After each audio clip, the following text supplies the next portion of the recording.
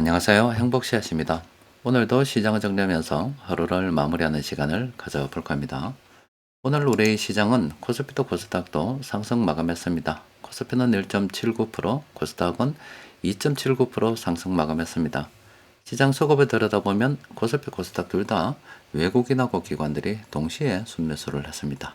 그러니까 외국인 투자자들이 간만에 이렇게 들어오고 또 기관 쪽에서 순매수가 이렇게 많으니까 분위기가 매우 좋아졌습니다.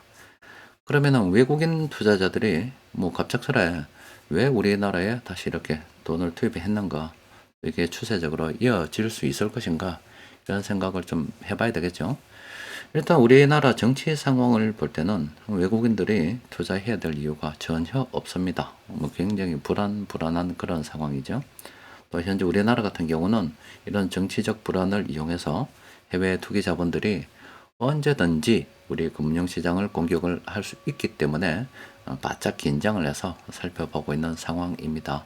그 외국인 투자자들이 뭐 다른 해외 시장에 비해서 한국 시장이 저평가되었기 때문에 매수한다. 이렇게 되면은 뭐 납득이 되는 부분이고, 그렇게 되면은 뭐 앞으로 추세적으로도 들어올 수 있다. 이렇게 생각할 수 있는 부분이 있습니다.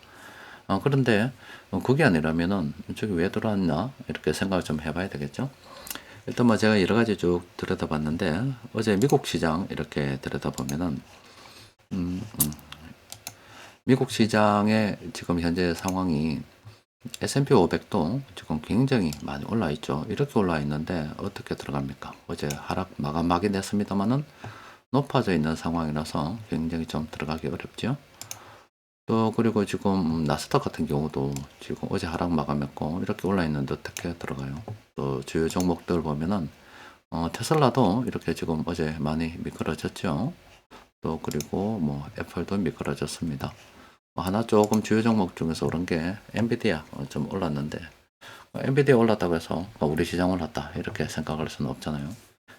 그런데 조금 이렇게 멀리 이렇게 바라봤을 때 가까운 이야기부터 먼저 합시다. 그럼 일단 오늘 시장에 오른 거는 다른 게 아니고요. 오전에 여러분들께 말씀드린 것처럼 돈입니다, 돈. 지금 우리도 경기가 지금 수출은 올해 좋았지만은 또 돈도 좀 남겼지만 여전히 지금 내수가 좋지 않고, 또 내년도 뭐 여러모로 좋지 않을 걸로 지금 예상이 된다입니까? 그러니까 자꾸 이제 추경 이야기가 나오고 있습니다. 이 추경이라고 하는 거는 돈 푸는 겁니다. 돈이 돌아갈 수도 있다 이 말입니다.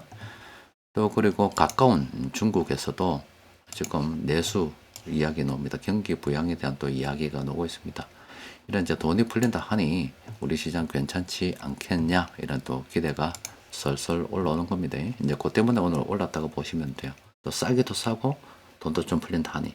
그러면 외국인들의 오늘 매수는 일시적인 건 아니다. 지금 시장이 좀 반등할 수 있다 이렇게 좀 봐야 되겠죠. 그런데 이제 조금 멀리 이렇게 보면은 이렇습니다. 일단 미국 금리인데, 미국 금리가 1980년부터 시작해서 한 30년간 이렇게 내렸습니다.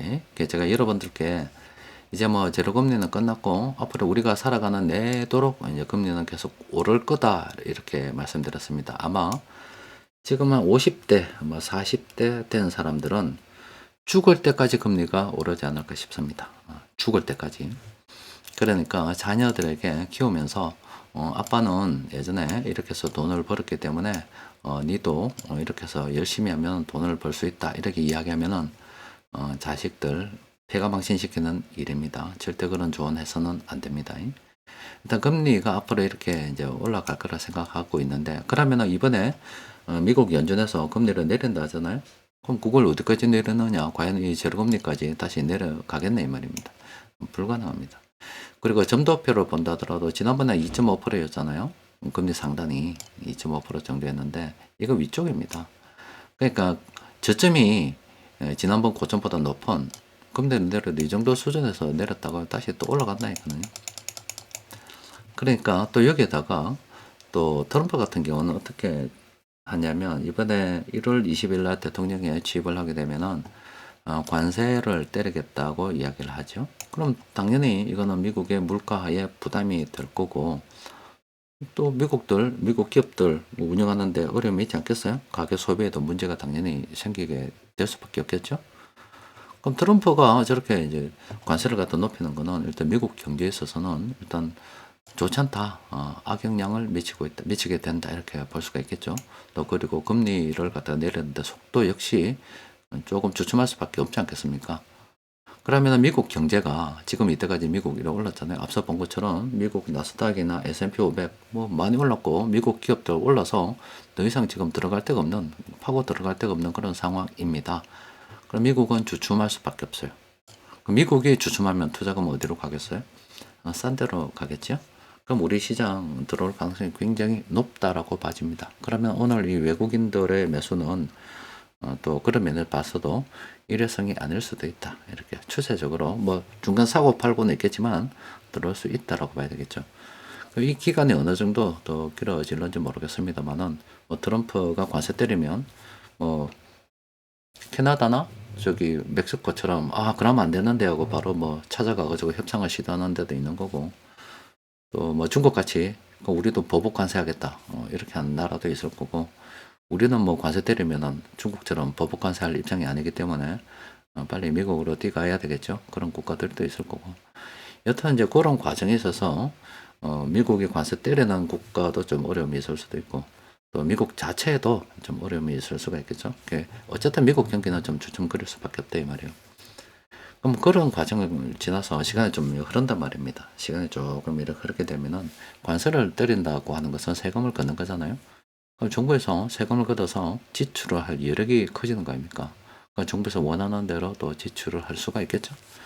그러면 좀 시간이 좀 흐르게 되면은 주춤하던 경기가 다시 좀 올라가겠죠. 미국은 지금 조정된 일만 남았다 이렇게 보시면 돼요. 미국보다 그 외 시장이 낫다 이 말입니다. 그럼 일단 뭐 정리를 좀 하면은 일단 외국인들이 오늘 들어왔어요.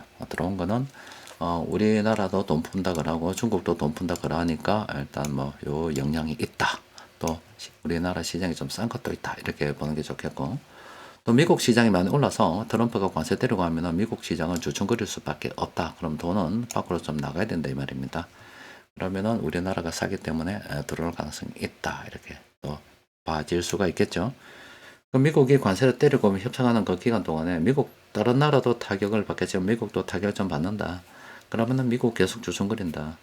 그러면은 우리나라 이제 다른 쪽으로 돈이 들어와서 시장이 오를 가능성이 높겠죠. 그리고 그 다음에 다시 미국이 또 다시 한 번 더 잠시 쉬었다가 갈 수도 있을 것 같아요. 그러니까 미국은 대충 이제 현금 챙겨야 되는 분위기이지 지금 미국 들어가는 건 아닙니다. 그러니까 우리 시장이 미국보다 훨씬 더 유리합니다. 그리고 여러분들께서도 생각을 잘 해야 되는 게 지금 미국이 뭐 이런 것들이에요. 이거 그래.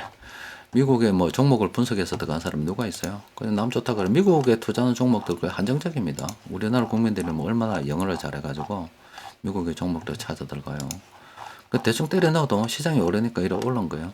앞으로도 대충 때려 넣으면 뭐 몰라도 잘 된다 이런 참 무식한 투자를 진행하는 분들 계실 건데 어쩌다가 잘 맞은 겁니다. 어쩌다가 잘 맞은 거라고요. 그러면은 지금 앞서 말씀드린 것처럼 트럼프 관세 때리고 미국 경기에 주춤하게 되면은 앞으로 더 괜찮겠느냐. 그 이유는 또 모르겠습니다만은 어느 정도 주춤거리고 난 다음에 다시 갈 수도 있겠죠. 주춤거리는 기간 동안에 계속 떨어 넣는 거는 바보 같은 짓이죠. 싼 쪽으로 들어와야 됩니다. 우리나라가 지금 훨씬 더 유리합니다. 자, 외국인 투자자들이 지금 투자한 국 보니까 일단 대형주, 중형주 많이 투자했고요. 또 우리 시장은 현재 다 바닥권입니다. 매우 산 상태입니다. 그리고 업종별로 보면은 전기전자로부터 이런 업종들 좀 매수를 했습니다. 그러니까 세력들이 공통으로 매집한 종목들 보니까 18개 있는데 그중 몇 종목 좀 살펴보도록 합시다. 일단은 중해제약 같은 경우는 좀 더 기다려야 됩니다. 이거는 브레이크가 필요합니다. 지금 좀 기다려야 돼요. 또 그리고 LG화학도 지금 브레이크가 필요하죠. S월도 브레이크가 필요합니다. 반등 세력 외국인들이 들어오면 이거 돌아섭니다. 또 그리고 SK하이닉스는 뭐 갈 수도 있어요. 갈 수도 있는데 빨간색이 있기 때문에 갈 수도 있죠. 근데 파란색이 많은 피해라고 그랬죠. 지금 SK하이닉스 들어가는 거는 굉장히 위험합니다. SK하이닉스보다는 차라리 삼성전자가 나와요. 삼성전자 왜 그러냐면은 지금 바닥을 좀 착실하게 따지고 있고요. 빨간색이 훨씬 더 많죠. 브레이크만 걸리면 삼성전자 날아갈 수 있어요. 다시 움직일 수 있다 이 말입니다. 물론 파란색이 많은데 빨간색도 많습니다. 새로운 추세가 있어서 끊어먹고 시작될 수 있다 이 말입니다. 이쪽으로. 그러면은 삼성전자가 만약 올라서게 되면, 나가게 되면 당연히 우리나라 지수는 오르게 되어 있습니다. 그리고 따라서 다른 기업들도 주가가 쭉 올라갈 수가 있겠죠. 우리 시장은 지금 반등한 점에 와 있다. 삼성전자 주가 오르면 우리 시장 오른다 이렇게 보시면 됩니다. 삼성전자 어떻게 주가 움직이는지 잘 봐야 됩니다. 차라리 SK 하이닉스보다는 삼성전자 관심 가져야 됩니다. 오늘 뭐 2차 전지 좀 오르기도 했고 또 포스코 인터내셔널 같은 경우도 충분히 뭐 단기적으로 오를 수가 있습니다. 이것보다는 차라리 저는 또 삼성전자 관심 가지겠습니다. 물론 삼성전자가 지금 들어갈 타이밍은 아니고 기다려야 되는 거예요. 등산도 SK 하이닉스 똑같습니다. 빨간색이 있으면 반등할 수 있습니다. 있는데 이거 어떻게 들어가냐고요? 차라리 HMM 괜찮습니다. 근데 HMM은 이게 참 곤란해요. 자꾸 이제 팔아먹으려 그러는데 팔아먹으려 그래도 정부에서 너무나 이거 뭐 주식을 많이 들고 있어가지고 자사주를 소각하니 많이 이런 이야기도 있습니다만은 어쨌든 장기적 관점에서는 괜찮습니다. 우리 애들도 이거 그냥 계속 보유하고 있는 중입니다. 괜찮습니다. 근데 요거는 좀 인내가 필요하고 변수가 좀 많다. 그래서 신규 조건도 뭐 성질이 급한 사람도 신규 조건하면 안 되겠고, 아이고 느긋하게 뭐 세워라 내워라 하면은 뭐 나쁘지 않다 이렇게 봐지겠죠. 지금 수익매매 쪽으로 보면 이제 여러분들 이 차트 다 볼 수가 있죠. 지금 한 종목이 있는데 이 종목은 나중에 한번 가르쳐 드릴게요. 간단하게 설명해 드리면 지금 이거는 이제 수익매매 차트로 전환해서 보기 시작해야 될 때입니다. 나중에 한번 정리를 해 드릴 건데 간단하게 설명해 드리면 요거 첫 번째 이유로는 우리가 요 차트 좀 안 맞습니다만은 좀 장기적 관점에서 빨간색 개수 보고 들어가야 되는 거고요. 두 번째 이후부터는 요 수익매매 신호가 나면 그때부터 관심을 가지는 거예요. 수익매매 신호는 딱 요소부터입니다. 그리고 그 범위는 빨간색 개수만큼 가져가는 겁니다. 이건 다음에 한번 설명해 드리겠습니다. 그리고 지금 보면은 한솔 PNS가 요거는 뭐 수익매매 이제 이겁니다. 지금 여기서 이런 건 아니고요. 빨간색이 많죠. 브레이크 안 걸어 묶었고 이 차트 요 중간 지점 이제 총 쏴야 되는 겁니다. 이건 빨간색 개수 비교해서 좀 멀리 들고 가겠다는 관점으로 두 번째 한 번 더 잡혔으니까 이건 매수, 이것도 매수입니다. 그리고 이제 그 다음에 요거 넣으면 매도가 되겠죠. 수익매매 요소부터 향상 시작하게 되는 겁니다. 자, 오늘 뭐 간만에 빨간색을 맞이했고 돈이 풀리는 분위기도 보이고 외국인들도 돌아왔습니다. 또 해도 바뀌고 우리 시장 오늘 뭐 정치권에서도 시끄러운 뉴스들이 많이 나왔습니다만은 결과적으로 국민들이 먹고 사는 문제에 관심을 가질 수밖에 없고 국민들이 먹고 살라 그러면은 돈을 풀면 됩니다. 나중에 우회되든 간에 어쨌든 지금은 돈을 풀어야 되는 상황이라서 우리 시장 여러모로 굉장히 좋다라고 볼 수가 있겠습니다.